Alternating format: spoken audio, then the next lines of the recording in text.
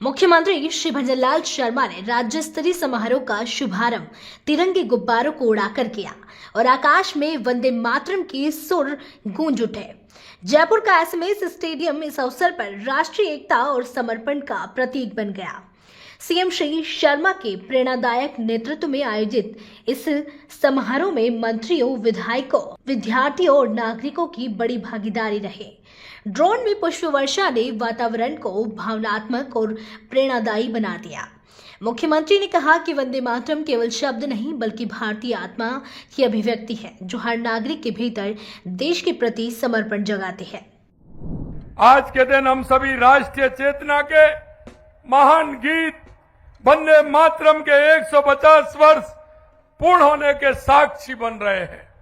वंदे मातरम जिसने हमारे स्वतंत्रता संग्राम को स्वर दिया, जिसने करोड़ों भारतीयों के हृदय में राष्ट्र प्रेम की ज्वाला प्रज्वलित की, वंदे मातरम मात्र एक गीत नहीं है, ये हमारी सामूहिक चेतना है, ये हमारी आत्मा की पुकार है, ये हमारी मातृभूमि की प्रति अनंत श्रद्धा का प्रतीक है।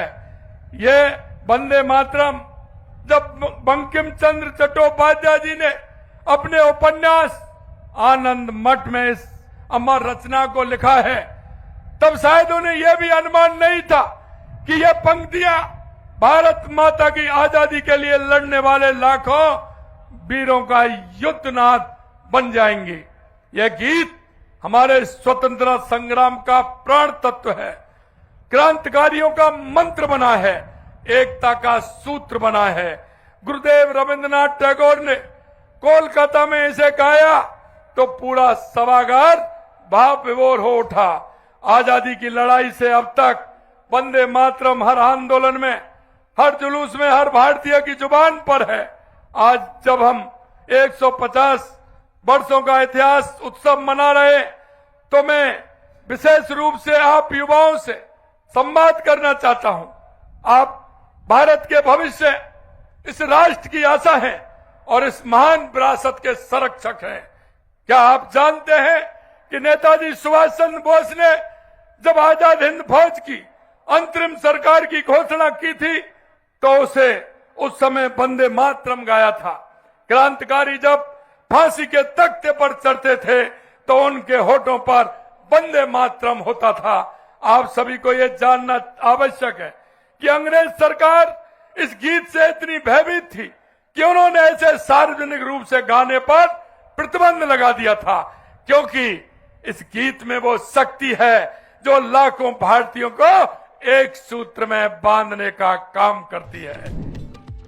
कार्यक्रम के विधायक श्री गोपाल शर्मा ने कहा कि मुख्यमंत्री श्री भजनलाल शर्मा ने वंदे मातरम के 150 वर्ष के अवसर को जिस तरह से ऐतिहासिक रूप में प्रस्तुत किया है, वह आने वाली पीढ़ियों के लिए प्रेरणा बनेगा। वंदे मातरम गीत स्वतंत्रता संग्राम का मंत्र रहा हुआ है। वंदे मातरम को गाते हुए कितने ही क्रांतिकारियों ने फांसी को स्वीकार किया।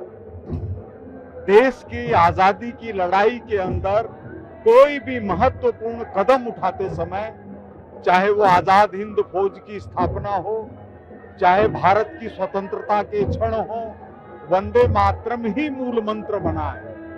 तो ऐसे में 150 वर्ष पूरे होने पर याद करना, देश को और भारत माता को सच्चा नमन करना है। इस अवसर पर कैबिनेट मंत्री श्री राज्यवर्धन सिंह राठौड़ ने कहा कि वंदे मातरम केवल गीत नहीं बल्कि भावना, एकता और समर्पण का उत्सव है। मुख्यमंत्री का विजन यही है कि हर नागरिक के मन में राष्ट्रीय और एकता की भावना निरंतर जीवित रहे।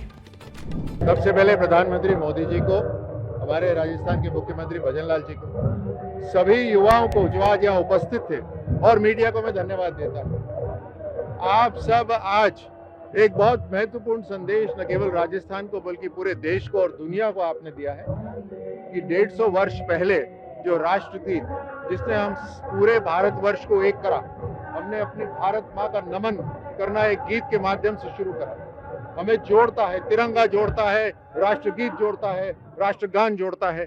ये सब हमारे भारत को जोड़ने वाली ताकत है और एक भाव कि हम केवल चार दीवारी में हमारा परिवार नहीं है, बल्कि पूरा भारतवर्ष हमारा परिवार है और इस एकजुटता से ही भारत मजबूत होगा। यही भाव आज के कार्यक्रम में था। युवा पीढ़ी इसको आज याद रखे, आगे बढ़े, अपने आचरण में शामिल करे और ऐसी परवरिश हो तो निश्चित रूप से भारत विकसित राष्ट्रों की श्रृंखला में जल्द जाकर शामिल हो जाएगा।